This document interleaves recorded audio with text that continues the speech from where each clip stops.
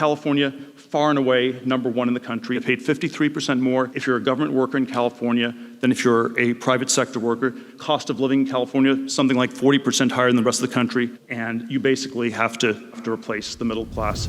Peter Thiel is a billionaire venture capitalist and an outspoken conservative figure. In this highlight, Peter Thiel is at a conservative conference where he reveals why California's rapid rise caused it to fail and what warning signs to look for in the declining state so that you can be prepared to leave before it's too late. I thought I would try to today maybe just frame some of the issues and sort of try to explain how I see the map. Let's start by defining the tech curse. It's equivalent to the natural resource curse, the oil curse, where if you have a country with sort of an enormous gusher of wealth, it often leads to sort of extraordinary social and political misgovernance. And basically, the nutshell version of it is that we should think of tech as the oil of the 21st century.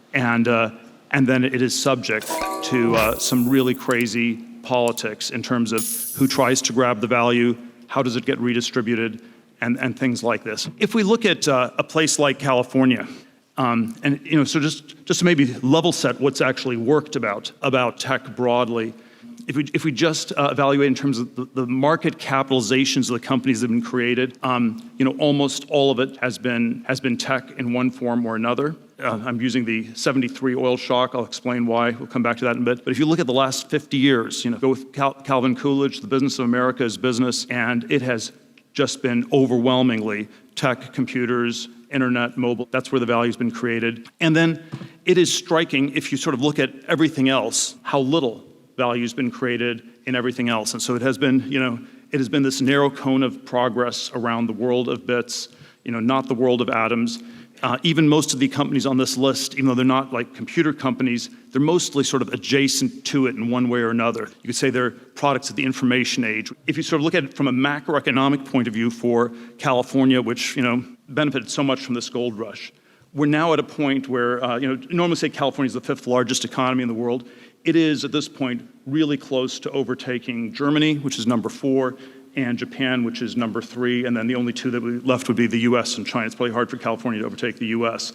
And then if you look at it something like a per capita GDP type calculation, California, with just under 40 million people, same GDP as Germany with 82 million, you're basically having the same economic output as a country with twice the population.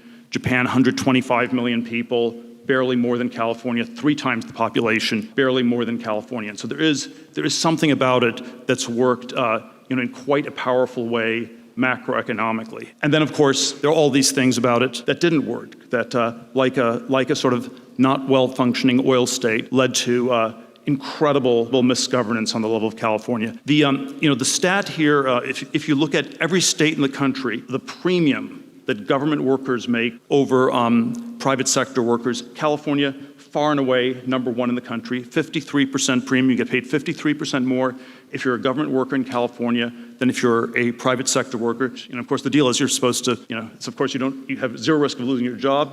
You don't have to work very hard.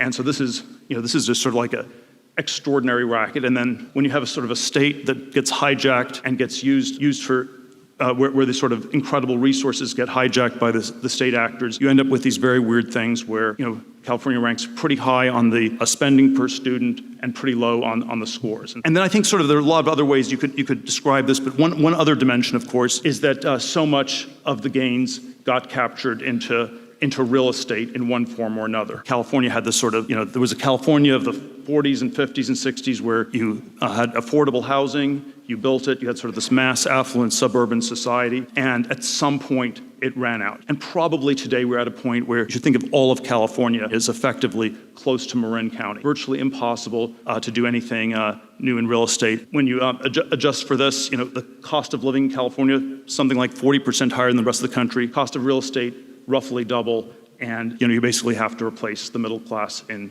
one way or another. The way I would summarize the California framing is that it's not the worst oil country, it's not the best. It's roughly somewhere in between. It's not as good as Norway. We're not as bad as Equatorial Guinea, and you should think of it as basically roughly on par with Saudi Arabia. So that's sort of the challenge for California. And you know, the problem for California is you never actually, no oil country ever gets rid of the oil. It might be bad for it, but people don't actually get rid of it. There's a risk it just can keep going like Saudi Arabia for decades in this rather suboptimal version. But on the Democratic side, my read on the politics is the curse is that there is actually no alternative for them but to somehow pretend that they can make California work for the country as a whole. And so I'm just going to go with look at the presidential candidates for 2024, and California just has a complete lock on the future. The curse for the Democrats is they have no alternative to California.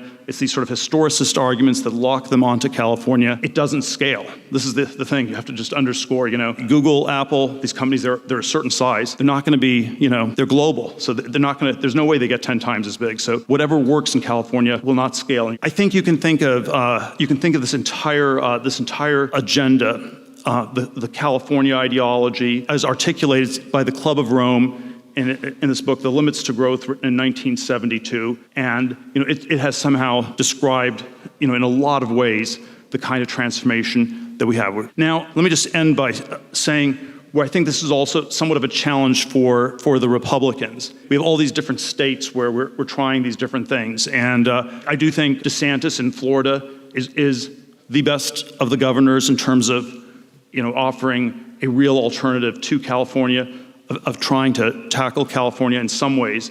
And then the cautionary note, in my judgment, would be if we are going to have a high growth alternative, the real estate version of the test is do the real estate prices come down? And the fact that real estate in Florida or Texas has melted up over the last 2-3 years is not evidence that you're succeeding in building a better model than California. That's sort of the open question, I would say, about Texas and Florida. Are they still places where you can genuinely have affordable housing? It's always, I always think the thing that's very confusing about housing is it's both a real asset and a virtual asset. So you think of a house as a nest, as a place to live, in which case you want a big house that's affordable, not too expensive. And then you can think of a house as a nest egg, as a number on an Excel spreadsheet, where as long as the number goes up, you don't care whether it's a rat-infested apartment in Manhattan or anything like this. So I think in general, this is sort of a challenge I would pose to all of you is how do we do better than California? And let me say one last thing on concretizing this with respect to China. I don't know, there's sort of a lot of things one could say about China. The rough schematic idea I always have is that you have sort of a, maybe we can be economically hawkish or militarily hawkish or economically dovish or militarily dovish. So sort of very simple 2x2 quadrant for how to deal with China. And then I think there's something like the California quadrant, which is, we don't, to first approximation, we do nothing at all. And we're just going to escape into the internet, the metaverse, artificial reality, virtual reality. You know, we're not even going to try to compete with China. The steelman version of California, and I don't know if you could get people to say this on the record, but this is sort of what I imagine some of them would say is, well, we will defeat China with better propaganda. We will convince them to become like California in one way or another. There was one version of this where I think something like this might have actually worked, where China's one-child policy, again, this always hard to know the exact history in these things, but the policy architect was this guy, Zhang Jian, who was this Maoist China military scientist. He went to some conference in Finland in 1978, and he got off the shelf, he picked up the Limits to Growth book, he read it, and then he applied it to China, and then he started pitching all these reductions in childbirth and policies, and then he sort of catalyzed this thing where the Politburo by 1980 had implemented the one-child policy. And so perhaps one can score that as a victory. I wouldn't count on us doing that again. I tend to think one has to take China more seriously, but the question, I would leave to the other panel is, how do you do better than California? How do you actually deal with China in a way that's likely to work? If you enjoyed that video, click here to watch Raoul Pal reveal his shocking prediction about crypto's new bottom in the wake of the FTX crash and which crypto he expects to crash next.